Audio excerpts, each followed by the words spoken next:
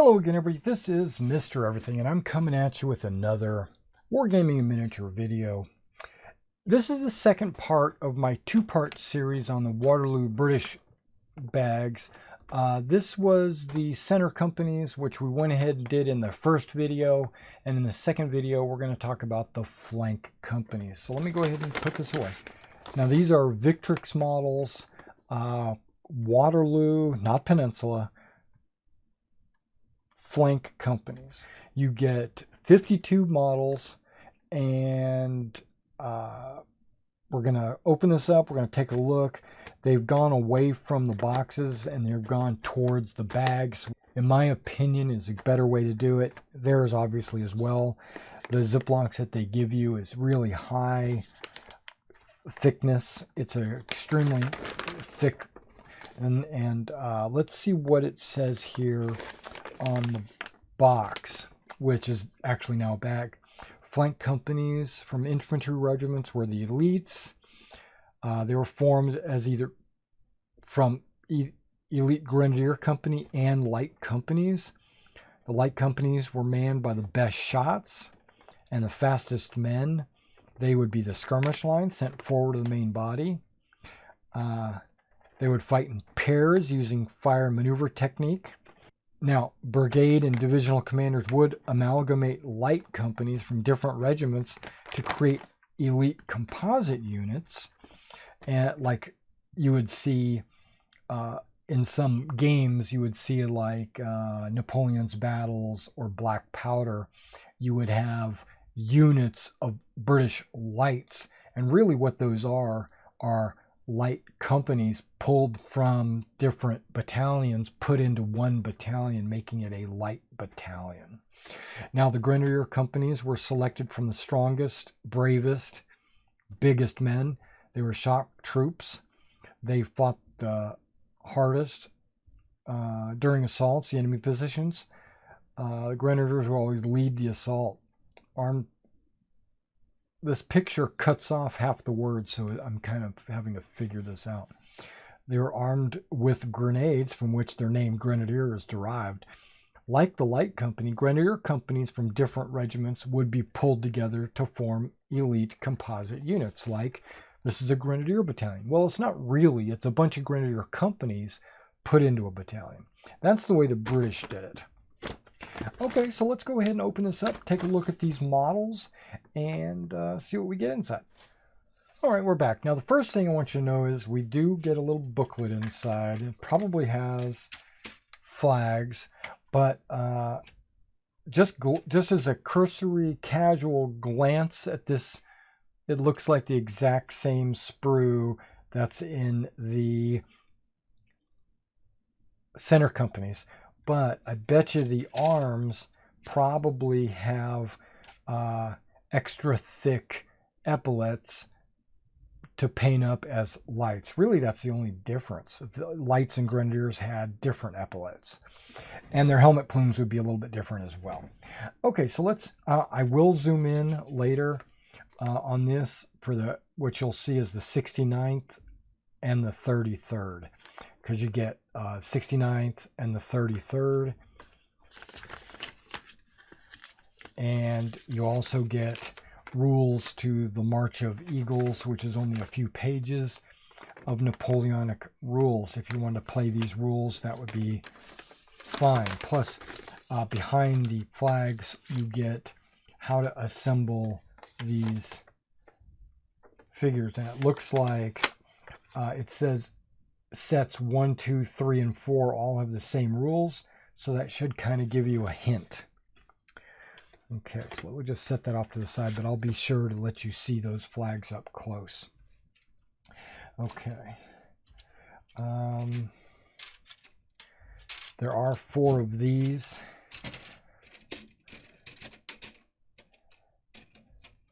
And there are 4 of these. You get... yeah, just this is the same. You get one figure, all the heads, the arms. Okay, now just looking at these arms in the upper shoulders, I'm seeing thick extra heavy epaulets.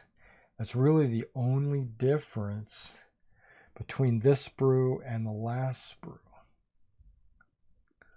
Yeah, those look the same.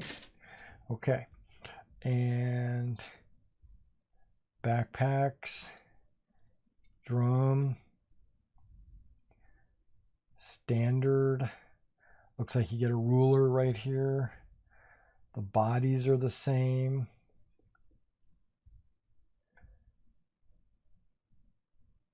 Yeah, wow. These figures are almost exactly the same as the Center Company. The arms really is what makes it different. So let's go ahead and take a real quick close-up, because if you go and watch the first video, you'll see pretty much the same thing, but I want to make sure that I get take a look at all these for you on this video. Okay, let's start with the backpacks. Right, you got the two shoes, you get the drum right there with the slit, you got the extra musket, the packs with their strap, you got a couple extra cooking utensils on the back of those.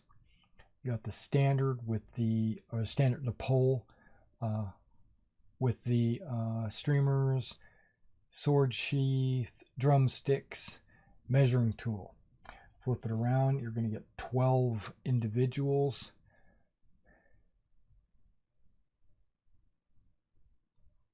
Across belt, we got some really quite a good detail. It looks like the drummer boy right here. The second model is the drummer boy.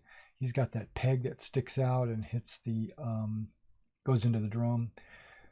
Yeah, these look a little cleaner. These are going to be great to paint. If you have to, you can mix and match these bodies with the Center Company bodies if you need them. Just you have to use the proper arms. Okay. All right, so that was those. Let's give you a back. Let's give the backs too, because I want you to be able to see the way the turn backs look. Okay, hold on. There we go. Detail on the jackets. There's not much detail on the top of the jackets because that's where the backpack is going to go. Canteen, sword. This guy's got to be an officer or a standard bearer.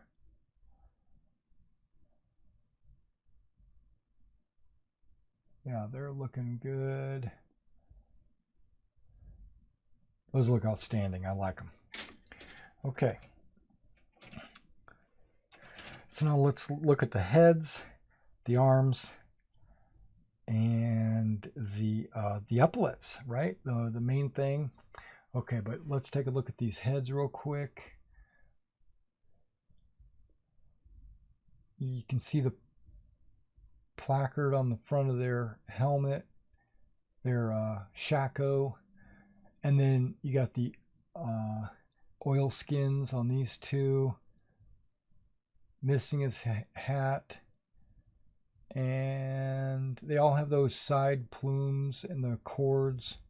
Very nice. Now this guy, I'm saying he's an officer. He could also be a standard bearer as well, but I think he is the officer, and he's got a sword. I'll just have to take a look at the assembly instructions to make sure I'm putting them all together properly. And now if you look at these arms, you see the tops of the shoulders have those big thick pads. Those are for the flank companies. Curved sabers, and then you got the different, you get left and right arms, but the weapons you give them different varieties. Like this guy, he's just got it shouldered. Let me flip this around so I can get it closer to the tripod. Starting at the bottom here, you got just low carry. He's probably reloading.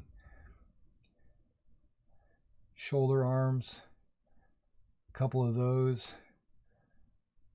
Looks like high port.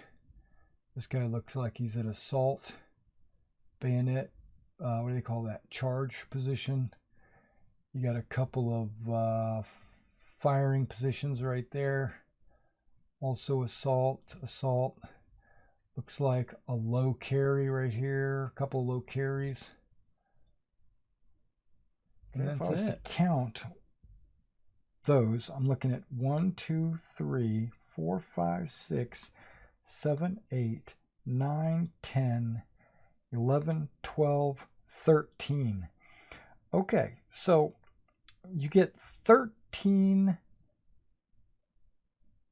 center companies, or 13 flank companies, and only 12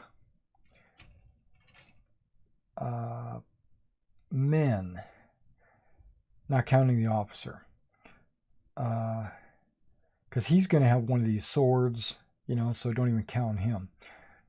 But you have 12. Now, one of them is a drummer, and one of them is a standard bearer. So you're looking at really only 10 and 13. So you have 3 extra of these. So if you wanted to make additional center companies, not center companies, flank companies, you could do that. And I'm going to throw this out there. I bet you the center company, I didn't count them on that video. I probably should have. You can go back and watch the first video. There's probably an equal number of rifles or muskets in that set. So that means you're going to get about 2 or 3 extra center company muskets that you could use on these flank companies to fill out your center company models if you wanted, with those extra arms using these bodies. Mix and match. You should be able to get easily 4 units, if not 5 or 6 units, with 2 bags. Okay, let's zoom in on these flags because I think they're very impressive and I think you should see them. Let's take a look at the details on that flag. I'm kind of impressed with the center fabric. I'm really impressed with that, actually. You can see the Roman numerals, the flowers. There's the green.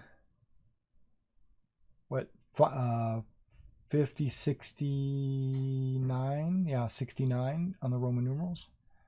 And then 33 on this white with, what is that, Cross St. George. But I like the way this fabric looks in the middle because it kind of looks like that.